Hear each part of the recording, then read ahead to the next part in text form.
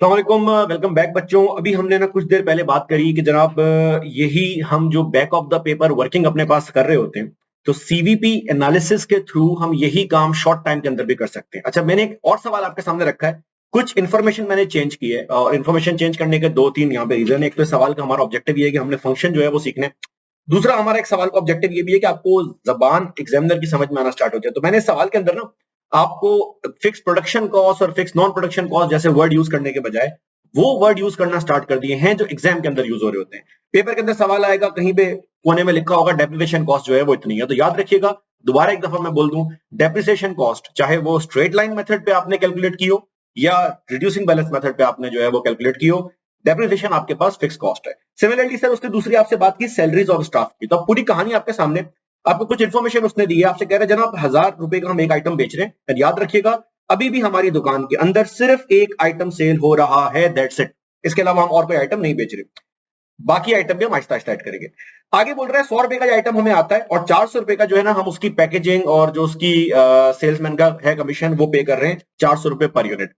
इसका मतलब अगर 1000 रुपए का आइटम में बेचूंगा तो 400 और 100 रुपए निकाल के 500 रुपए मेरी जेब में गिरेंगे। ये 500 रुपए जो मेरी जेब में गिर रहे हैं सेलिंग प्राइस में से वेरिएबल कॉस्ट निकालने के बाद, उसका नाम हमने रखा था कॉन्ट्रीब्यूशन। सर उसके बाद हमारे पास दो फिक्स कॉस्ट है, 6.5 लाख रुपए और 6 लाख रुपए की। टोटल आई थिंक 12.5 लाख रुपए के आसपास बन रही है।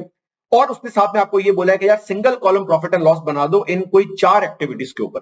तो अभी मैं वही काम करूंगा जो अभी मैंने इससे पहले किया। अगर आप ये रिकॉर्डिंग देख रहे हैं तो मेरा मशवरा है कि एक दफा ये काम पिछले सवाल की तरह खुद से करें and then we will do everything in a new format कि यार पेपर के अंदर हम ये काम किस तरह से करते हैं, कौन कौन से फंक्शन यूज होते हैं और कुछ उन फंक्शन की इंटरप्रिटेशन। सही है, फॉर्मूला देखें हर टॉपिक के अंदर होते हैं। आप में से बहुत सारे बच्चे जो इस वक्त ये रिकॉर्डिंग देख रहे होंगे, आप लोग पीआरसी के बाद आए हैं और उससे पहले आपने इंटर किया होगा, ओ लेवल्स जो है वो किया होगा।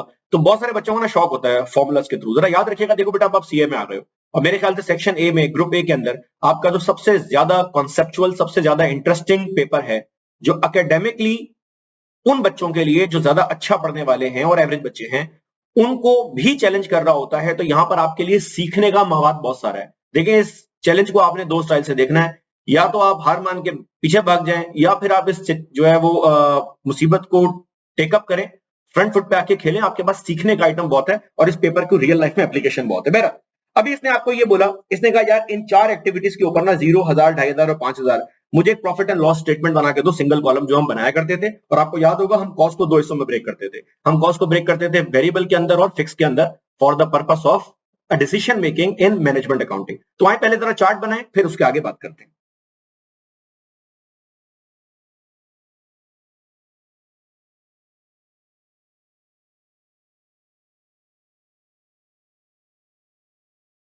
चले जी सर, ये छोटा सा एक चार्ट मैंने आपके सामने बना लिया है। डिफरेंट एक्टिविटीज के ऊपर single column profit and loss item आपने बनाना है। अच्छा, यहाँ पर इसने आपको बोला है 0 यूनिट्स के ऊपर भी प्रोड्यूस करना है। मैं थोड़ा सा इसको चेंज कर रहा हूँ, इसको आप 0 के बजाय 1 यूनिट के ऊपर बना दें, क्योंकि 0 यूनिट आपके पास ऑलरेडी ऐड हुआ होगा। मैं सिंगल यूनिट के ऊपर आपको दिखा दूं। यार अगर मैं 1 यूनिट प्रोड्यूस कर रहा हूं तो याद रखें कि मेरे पास वेरिएबल कॉस्ट जो आ रही है, वेरिएबल प्रोडक्शन कॉस्ट आ रही थी और वेरिएबल सेलिंग कॉस्ट आ रही थी, वो मिला के 1 यूनिट की 500 रुपए आ रही है। 1000 रुपए का ये आइटम मैं बेच रहा हूं और मेरी जेब में 500 रुपए गिर रहे हैं। Simple as that. इस आइटम को हमारी जबान में कंट्रीब्यूशन पर यूनिट बोला जाता है। प्लीज ये बात जरा माइंड में रखिएगा, इसको हमारी जबान में कंट्रीब्यूशन पर यूनिट बोला जाता है। मैं इसको अब आने वाले टॉपिक्स के अंदर सीएम के नाम से भी रेफर कर रहा हूँ, कुछ हमारे अपने कोड वर्ड्स हैं। सर लेकिन आपको पता है ये 500 रुपए जो मैंने जेब में डाल लिए हैं, ये मैं लेकर घर नहीं जा सकता। ये 500 रुपए लेके जाने से पहले मुझे एक 12.5 लाख रुपए की फिक्स कॉस्ट, सैलरी और डेप्रिसिएशन पे करनी है। और 12.5 लाख का मतलब ये हुआ कि मैं अभी भी लॉस के अंदर खड़ा हुआ हूं और ऑलमोस्ट 12,50,000 का ही लॉस मेरे पास आ रहा है। सर व्हाट इफ कि अगर हम 1000 यूनिट बनाना जो है वो सेल करें, बिल्कुल सेम काम होगा सर। लीनियर प्रोग्रेशन होगी कॉस्ट के अंदर और सेलिंग प्राइस के अंदर। ये लफ्ज अब जरा ध्यान से सुनना, लीनियर से मुराद यहां पर ये मेरे बच्चे, एक आइटम अगर 500 रुपए का है तो 1000 आइटम जब मैं बनाऊंगा मल्टीप्लाई बाय 500, 2500 आइटम में बनाऊंगा मल्टीप्लाई बाय 500, 5000 आइटम में बनाऊंगा मल्टीप्लाई बाय 500। सिंपल लाइन के अंदर मूव करेगा। अब सर आपके दिमाग में शायद ये बात आ रही हो कि सर अगर मैं कारोबारी व्यू पॉइंट से बात करूं, देखिए बिजनेस कॉन्टेक्स्ट भी होता है, तो सर अगर मैं अपने सप्लायर से 1 यूनिट बाय करने जा रहा हूं तो वो 500 रुपए का मुझसे बाय कर रहा है, दिस विल मेक सेंस। मैं 1000 जब बाय करने जाऊंगा वो तब भी मुझे अगर वही आइटम 500 रुपए का बेच रहा है, तो सर रियल लाइफ में तो ऐसा नहीं होता। रियल लाइफ में तो डिस्काउंट भी होते हैं और सर जब मैं उससे 5,000 आइटम बाय करने जाऊंगा, हो सकता है वो अपना नाम चेंज करके मेरा नाम लगा ले आगे। तो बिल्कुल आप सही कह रहे हैं, रियल लाइफ में डिस्काउंट होते हैं, लेकिन हम ये एज्यूम करते हैं सीवीपी के अंदर ये एक लिमिटेशन है। मेरा तो मशवरा है, वैसे तो हम एक थ्योरी के लेक्चर में छोटा सा एक 2-4 मिनट के अंदर बात करेंगे, लेकिन तब मैं चीजों को ना कॉन्क्लूड कर रहा हूँ। तो आप कोशिश ये करें कि लिमिटेशन साथ साथ नोट करें, अभी भी आपने हाथ के रजिस्टर में नोट कर लें। सीवीपी में हम एजम्पशन ये होल्ड करते हैं, assumption number 1, that variable cost, माजरत, that variable cost will not change with the change in activity level. Same goes for selling price. हालांकि रियल लाइफ में सेल्स बढ़ाने के लिए डिस्काउंट भी जो है वो ऑफर करने पड़ते हैं, लेकिन हम ये एज्यूम कर रहे होते हैं कि वेरिएबल कॉस्ट एक्टिविटी के साथ चेंज नहीं होगा। इको के अंदर होता है, हम लोग ये एजम्पशन के तहत सीवीपी के टूल को यूज करते हैं। तो देयर आर सम लिमिटेशन, वो लिमिटेशन ही इसकी एजम्पशन है। तो अगर एक आइटम 500 का है तो 1000 कितने के पड़ेंगे दोस्त? बिल्कुल सही, 5 लाख के। सर एक आइटम 1000 का बेच रहे हैं, 1000 कितने के बेचेंगे भैया? 10 लाख रुपए के। 5 लाख रुपए का, 5 लाख रुपए का कंट्रीब्यूशन मेरी जेब में गिरा। जैसे जैसे एक्टिविटी बढ़ेगी वैसे वैसे सीएम बढ़ेगा, लेकिन सर फिक्स कॉस्ट अपनी जगह पे स्टैंड करेगी। 12.5 लाख के फिक्स कॉस्ट निकालने का मतलब है कि 1000 यूनिट बेच के भी मैं अभी 7.5 लाख के लॉस में हूं। सर सिमिलरली एक आइटम 500 रुपए का है, तो अगर एक आइटम 500 का है तो 2500 यूनिट कितने के पड़ रहे होंगे? सर ये 2500 यूनिट आपको पड़ रहे होंगे मेरे भाई 12.5 लाख रुपए के। सर अगर एक आइटम 1000 रुपए का बेच रहे हैं तो 2500 यूनिट का मतलब है 25 लाख की सेल। सर 12.5 लाख का सीएम मेरी जेब में आ गया। ये सीएम देख के अभी मैं मुस्कुरा रहा था, मुझे याद आया कि डेप्रिसिएशन की कॉस्ट मैंने साइड पे करनी है, मुझे याद आया मैंने सैलरीज पे करनी है। सर इसका मतलब ये हुआ यहां पर आके मेरी कंपनी का प्रॉफिट एंड लॉस निल हो रहा है। इस पॉइंट को हम अपनी जबान में क्या बोला करते थे? अभी हमने कुछ देर पहले बात की।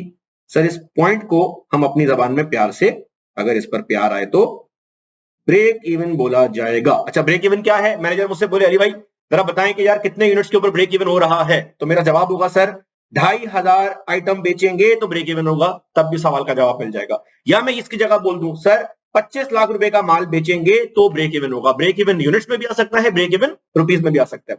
अच्छा एक बात और भी नोट करें, अब ब्रेक इवन के ऊपर ना आप चीजों को पहचानना स्टार्ट कर रहे हैं, तो अगर आप पहचानना स्टार्ट करें तो आपको आइडिया होगा sir at break even point, at break even point, ये एक कंक्लूजन अपने रजिस्टर में नोट कर लें। At break even point total sales is equal to fix cost and variable cost. अगर आप गौर करें आपकी सारी की सारी कॉस्ट सेल्स के इक्वल हो जाएगी, आपके सारे खर्चे यहां पर हो जाएंगे पूरे।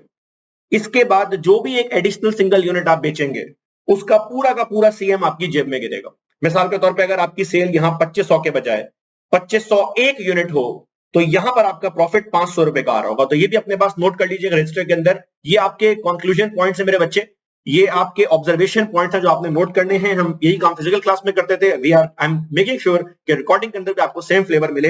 अपने पास नोट कर लें कि ब्रेक इवन के ऊपर जो भी यूनिट सेल होगा, ब्रेक इवन के ऊपर जो भी यूनिट सेल होगा वो सारे का सारा सीएम प्रॉफिट में जाएगा। सर अगर मैं 5000 यूनिट बेचने पे कामयाब हो जाऊं तो सर हमारी सेल्स होगी मेरे भाई 5 मिलियन की। 500 इंटू 5000 मेरी वेरिएबल कॉस्ट होगी 2.5 मिलियन की। हालांकि रियल लाइफ में तो वो डिस्काउंट देना स्टार्ट कर देगा, सही है ना, अब्बू बना लेगा हमें अपना, लेकिन नहीं, हम अपने सप्लायर से डिस्काउंट नहीं ले रहे। सर 2.5 मिलियन का सीएम आ रहा है, ये हमारी फिक्स कॉस्ट है, तो भैया हमारा प्रॉफिट हो गया 1.25 मिलियन। अगर अगर अगर मैंने अपना ये टारगेट अचीव कर लिया तो अब इस चीज का नाम मैंने क्या रखा हुआ है सर? इस केस में एज्यूम कर लें ये हमारी टारगेट सेल्स है। पेपर में कभी कभार दे दी जाती है या अक्सर औकात आपको निकालना भी पड़ सकता है। ना ये पूरा काम करने के बाद ये सारी चीजें मैं एक फंक्शन में फिट करके भी आंसर निकाल सकता हूं। कैसे? आए जरा चेक करें। फॉर इंस्टेंस अगर मैं सबसे पहले बात करूं मेरे भाई कंट्रीब्यूशन पर यूनिट की, तो कंट्रीब्यूशन पर यूनिट निकालने का बड़ा आसान सा हमारे पास हल है। ये एक दफा आपने नोट करने हैं, उसके बाद आप ऑटोमेटिक पे आना स्टार्ट हो जाएंगे, इतना ज्यादा ये यूज होगा। सर सेलिंग प्राइस में से वेरिएबल कॉस्ट निकालें। सर कौन सी वाली वेरिएबल कॉस्ट? बेटा बस वेरिएबल होना चाहिए, बाकी वो प्रोडक्शन के खानदान से आए, नॉन प्रोडक्शन के खानदान से आए, एडमिन से आए, हमें इससे गर्ज नहीं है। सर दूसरा आइटम एक और यूज किया जाता है जिसको सीएम रेशो बोला जाता है, और कुछ सिलेबस के अंदर इसको कंट्रीब्यूशन टू सेल्स रेशो बोला जाता है। सर अब ये कंट्रीब्यूशन टू सेल्स रेशो क्या है? मेरे भाई आपने ये आइटम ना सेलिंग प्राइस रखी थी 1000 रुपए और 500 रुपए का आपने जो है वो बाय किया था। इसका मतलब फी यूनिट 500 रुपए आपकी जेब में आ रहा था। नाउ सीएम रेशो ये चेक करता है कि हर 1000 रुपए के आइटम में, हर 100 रुपए के आइटम में परसेंटेज वाइज मेरी जेब में कितना पैसा आ रहा है। तो सीएम रेशो निकालने के लिए बड़ा आसान हल है भैया, contribution per unit divided by selling price per unit.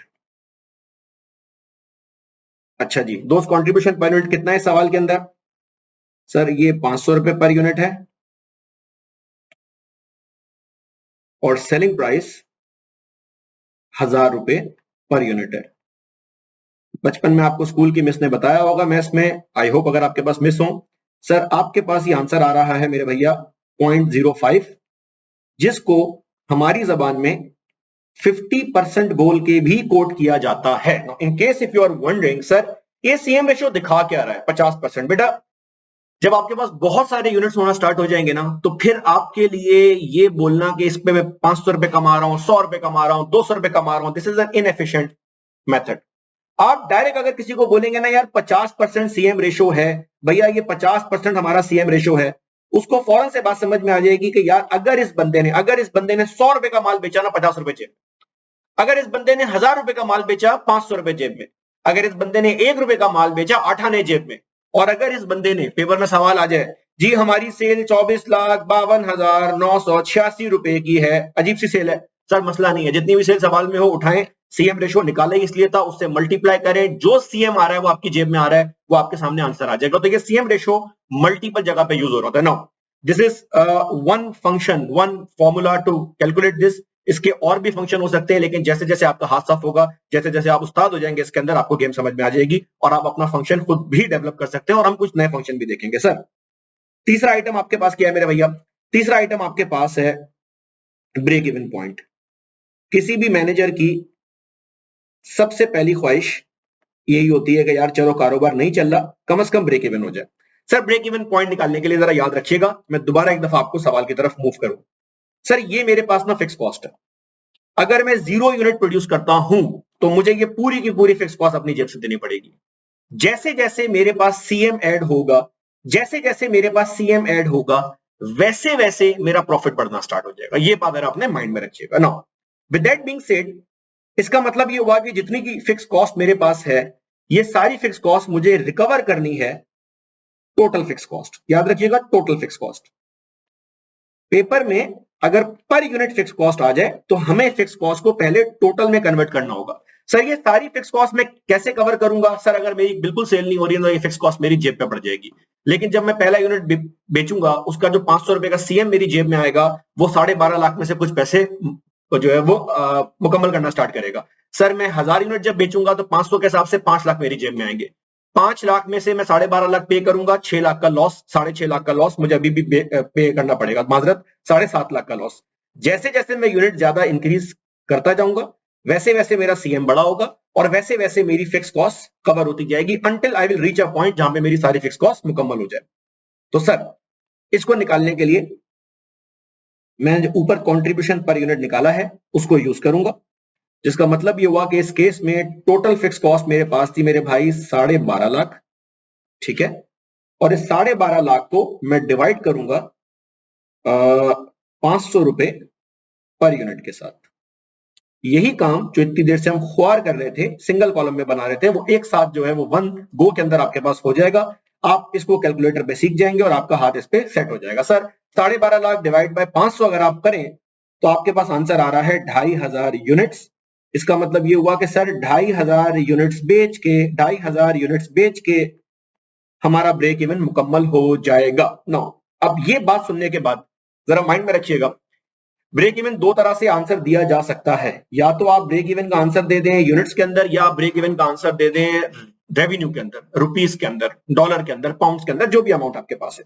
Sir यही ब्रेक इवन पॉइंट, इसी आंसर से मैं एक आंसर और भी निकाल सकता हूं, एक आंसर इससे और भी निकाल सकता हूं, और वो आंसर ये है मेरे भाई, अगर 2500 यूनिट बेच के, अगर 2500 यूनिट बेच के मेरे खर्चे पूरे हो रहे हैं, अगर 2500 यूनिट बेच के मेरे खर्चे पूरे हो रहे हैं, तो जरा मुझे याद करके बताएं एक यूनिट बिक कितने का रहा था?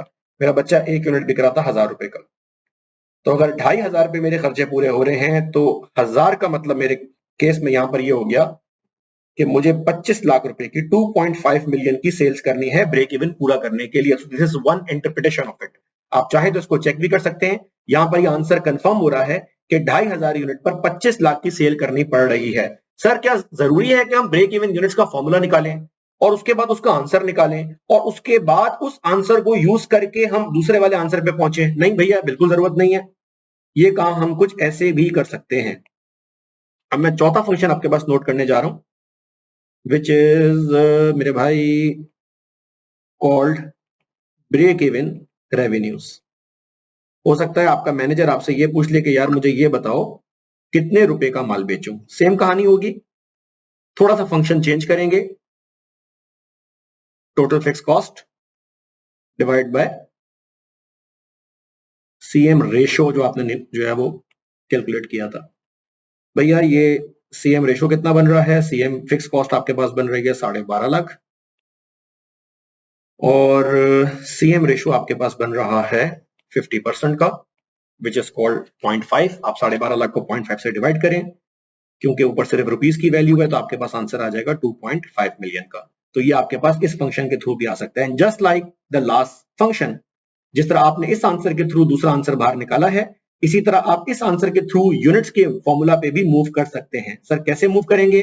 बिल्कुल वैसे ही मेरे भाई जैसे पहले मूव किया था। अगर अगर अगर अगर 25 लाख रुपए का माल बेच के 25 लाख का माल बेच के ब्रेक इवन होता है, अगर अगर अगर 25 लाख का माल बेच के ब्रेक इवन होता है, तो एक यूनिट में कितने का बेच रहा हूं?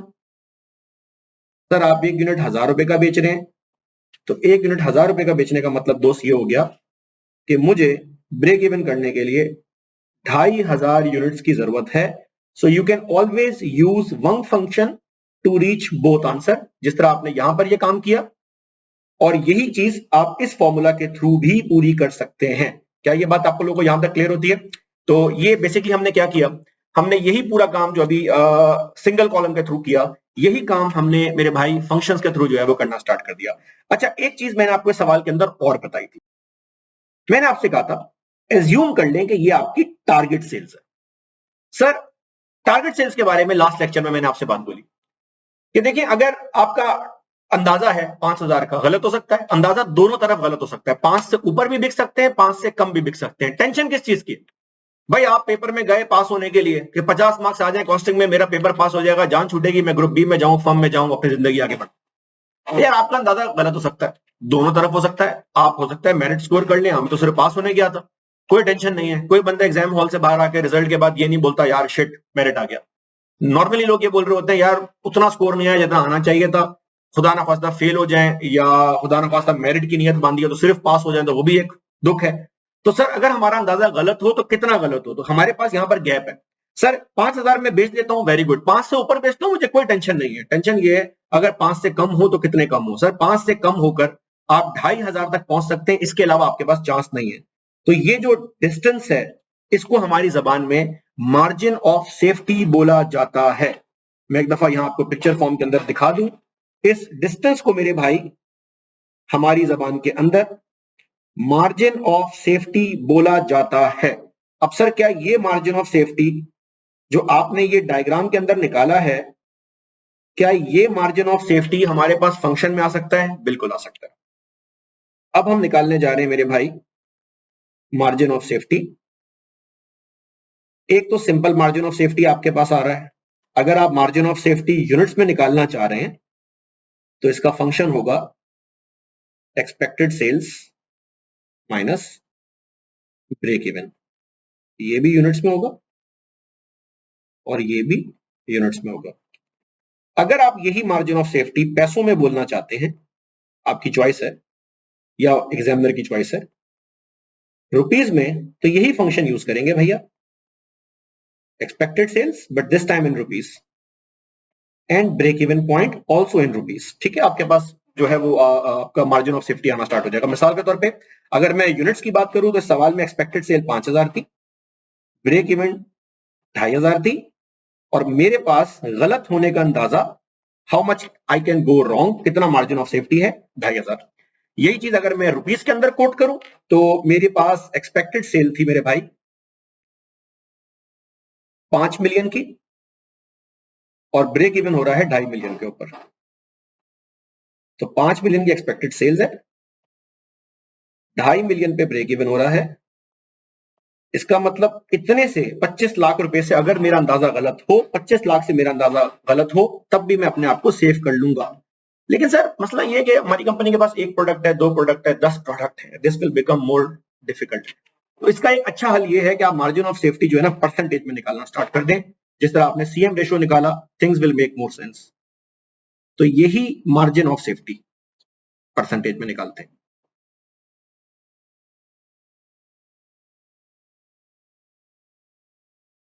अच्छा जी सर, ये फॉर्मूला आपके सामने expected sale minus break even sales divided by expected sales, क्योंकि मार्जिन ऑफ सेफ्टी हम अपने सेल्स एस्टीमेट से लगाते हैं, जिसका मतलब ये है कि मेरा सेल्स का एस्टीमेट कितना गलत हो जाए कि मैं सेफ हो जाऊं। यही कहानी अगर मैं आपको पिक्चर फॉर्म में समझाने की कोशिश करूं ना, आप ये समझ लें, ये हमारी कंपनी की सेल्स है, यहां पर हम हैं खड़े हुए, और ये जो टॉप लेवल है ये हमारी एक्सपेक्टेड सेल्स है 5000। ठीक सर, यहां पर जाकर हमारा ब्रेक इवन हो रहा है 2500 यूनिट्स, जिसको आपकी जबान में ब्रेक इवन पॉइंट बोला जाता है। ये बात मैं आपको पूरी यूनिट्स की फॉर्म में फिलहाल समझा रहा हूं। मेरा अंदाजा अगर गलत हो जाए, ऊपर की तरफ हो जाए, कोई टेंशन नहीं है। टेंशन ये है कि कितना नीचे आए कि मैं सेव हो जाऊं। सर मैं सेफ हूं, लेकिन जब मैं यहां पहुंच जाऊंगा तो मेरे पास ना प्रॉफिट हो रहा है ना लॉस। बट यस, अगर मेरे यूनिट्स 2499 हुए, मैं अपनी जेब से पैसे पे कर रहा हूं। सही है, थोड़े पैसे ही सही, लेकिन अपनी जेब से दे रहा हूं। अगर 2500 बिक गए, मैं सेफ हूं, मेरी जेब से पैसा मुकम्मल हो जाएगा। आप चाहें तो इसको 5000 बोल लें, आप चाहें तो इसको पैसों के अंदर रिपोर्ट कर लें। आप बोलते हैं भैया 5 मिलियन एक्सपेक्टेड सेल्स है, 2.5 मिलियन के ऊपर ब्रेक इवन हो रहा है, कितने पैसों का गैप आपके पास है सर? 40 लाख के माल बिके, बच जाएंगे 30 लाख का, 35 का, 28 का, 26 का, 25 लाख का। सर सही है, लेकिन 24,99,900 का भी अगर माल बिके सर, हमें जेब से पैसा पे करना पड़ेगा। अब यही सारी बात आप इसको परसेंटेज में कोट कर सकते हैं। आइए फंक्शन को यूज करें। अब सर ये फंक्शन हमने किस में यूज करना है, रुपीज में के यूनिट्स में? अगर आप एक आइटम यहां रुपीज में ले रहे हैं तो सेम आइटम सारे के सारे रुपीज में होंगे, मॉनेटरी वैल्यू में होंगे। अगर आपने यहां यूनिट्स ले लिया तो ये सारे के सारे भी यूनिट्स में होंगे, कॉमन बेसिक मैथ सेंस से।